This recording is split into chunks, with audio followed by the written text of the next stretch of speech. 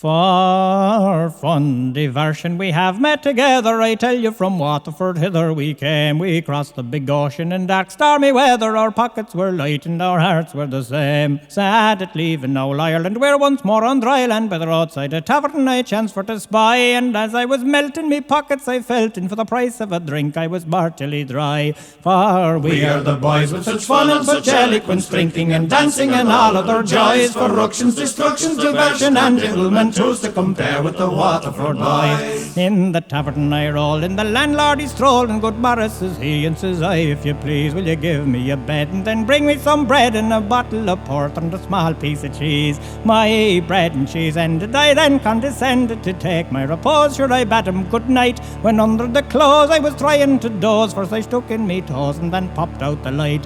Well, I wasn't long sleeping when I heard something creeping and gnawing and chawing around the bedpost. My breath I suspended, but the noise never ended. Thinks I, you have damnable claws for a ghost. Now, to make myself easy, for I felt rather lazy, well, over me head I again pulled the clothes. You're a Moses, what's that? Should a great big jack rat with one lip from the floor jumped right up to me nose. For we are the boys with such fun and such eloquence, drinking and dancing and all other joys, corruptions, destructions, diversion and devilment, who's to compare with the Waterford boys? Well, I reached for a hobnail and made up a bobtail and wrestled with rats till the clear light of day, when the landlord came in and he says with a grin, for your supper and bed you 5 shillings to pay.